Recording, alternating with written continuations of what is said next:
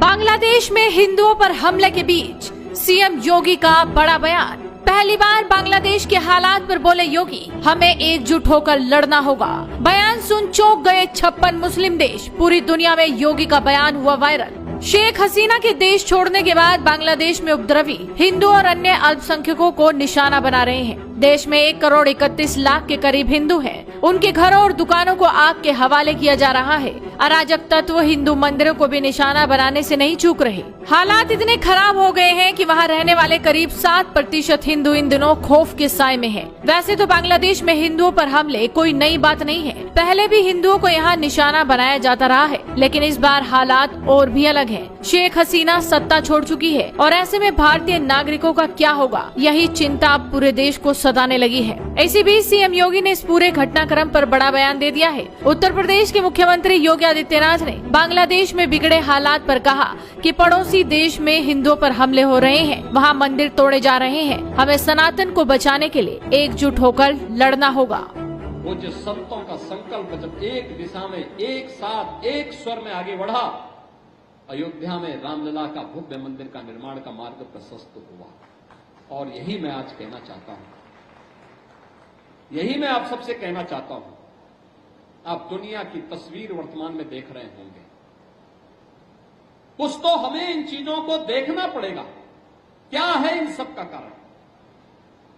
आज भारत के तमाम पड़ोसी चल रहे हैं, मंदिर तोड़े जा रहे हैं, चुन चुन करके हिंदुओं को निशाना बनाया जा रहा है।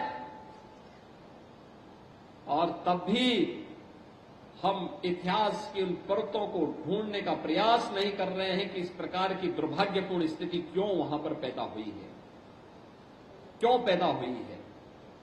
और इसलिए बहनों भाइयों, हम याद करें, जो समाज इतिहास की गलतियों से सबक नहीं सीखता है, उसका उज्जवल भविष्य पर भी ग्रहण लगता है।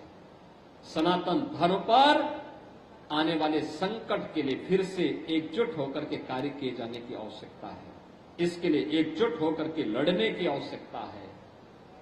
राम मंदिर का निर्माण यह केवल मंजिल नहीं है, एक पड़ाव है, पड़ाव है। और इस पड़ाव को आगे भी निरंतरता देनी है, क्योंकि सनातन धर्म की मजबूती इन सब अभियानों को एक नई गति देता है। जातिवाद से मुक्त, छुआछूत और अस्पृश्यता से मुक्त एक ऐसे समाज की स्थापना करना है जिसके लिए प्रभु श्री राम ने अपना पूरा जीवन समर्पित किया था। और इसीलिए तो अयोध्या धाम में उस प्रकार का प्रयास किया गया है, अयोध्या को उसकी पहचान मिले। इस पहचान ने अयोध्या के संतों का गौरव भी बढ़ाया है, हर अयोध्यावासी को देश के अंदर गौरवान्वित किया है। कोई भी अयोध्यावासी देश के अंदर जाता है, हर व्यक्ति उसे सम्मान की निगाहों से देखता है। हमें इस सम्मान को बरकरार रखने के लिए अपने स्तर पर भी प्रयास करना होगा। सम्मान मिलता नहीं, मिले हुए सम्मान को संरक्षित करना, उसको सुरक्षित रखना। अगर इस दिशा में हमारा प्रयास सार्थक हुआ तो एक लंबे समय तक आप सब इस सम्मान के पात्र बने रहेंगे। और ये हमारा प्रयास होना चाहिए, और यही कार्य यहां पर डबल इंजन सरकार कर रही है।